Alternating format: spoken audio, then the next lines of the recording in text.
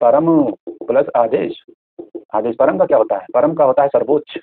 सर्वोच्च आदेश, आदेश होता है। तो ध्यान रखिएगा सर्वोच्च आदेश। सर्वोच्च आदेश क्या है कि इसका पहले तो सबसे पहले शाब्दिक अर्थ परमादेश का हम आदेश देते हैं होता है, हम आदेश देते हैं। और मैंने बताया कि लैटिन शब्द है और इसका याद रखना है मैंडमस। मैंडमस इसका आपका लैटिन भाषा का शब्द है, याद ही ध्यान रखना है। तो हम आदेश देते हैं, इस रीत का अर्थ यह है शाब्दिक अर्थ, इसको याद रखना है। अब हम आदेश देते हैं तो यह कब जारी किया जाता है? किसी संस्था द्वारा अपने निर्धारित कार्य नहीं किए जाने पर उस संस्था को वे कार्य करने का आदेश देना ही क्या कहलाता है? परमादेश कहा जाता है। क्या हुआ इसका अर्थ? मान लीजिए कोई भी ऑर्गेनाइजेशन, कोई भी संस्था है, वह उसके द्वारा जो उसका निर्धारित कार्य है वह नहीं किया जाता है, तो उसके लिए जारी किया जाएगा कि आपको यह कार्य करने के लिए आपको आदेश दिया जाता है। ठीक है, तो ये याद रखना, किसी संस्था द्वारा अपने निर्धारित कार्य, जो उसके निर्धारित कार्य है, नहीं किए जाते हैं, तो उसके लिए जारी किया जाएगा कि आपका जो निर्धारित कार्य है उसको करिए, आपको हम आदेश देते हैं।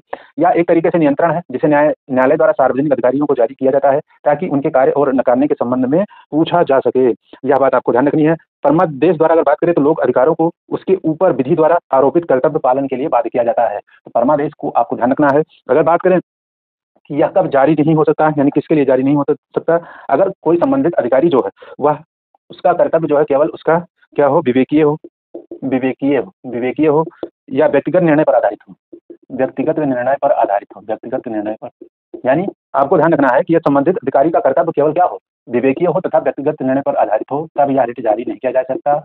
आधारित हो तो नहीं जारी कर सकता। और उसके बाद अगर बात करें तो इसमें निजी संस्था, प्राइवेट ऑर्गेनाइजेशन और निजी संस्था और निजी व्यक्ति, निजी संस्था या व्यक्ति, इसके विरुद्ध भी जारी नहीं होगा। दूसरी चीज राज्यपाल, राज्यपाल तथा राष्ट्रपति, इनके विरुद्ध भी जारी नहीं होगा। यह बात आपको ध्यान रखनी है।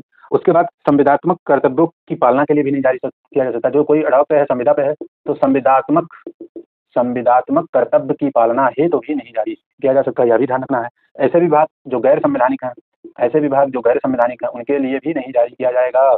और राष्ट्रपति, राज्यपाल और हाई कोर्ट के मुख्य न्यायाधीश जो न्यायिक क्षमता में कार्यरत हैं, हाई कोर्ट के मुख्य न्यायाधीश जो न्यायिक क्षमता में कार्यरत हैं, उनके विरुद्ध भी नहीं जारी होगा। तो यह ध्यान रखना है कि परमादेश किसके किसके खिलाफ, इसके लिए जारी किया जाएगा। यह बात आपको ध्यान रखनी है। अब अगली रिट पर हम पहुंचेंगे। कौन सी रिट है?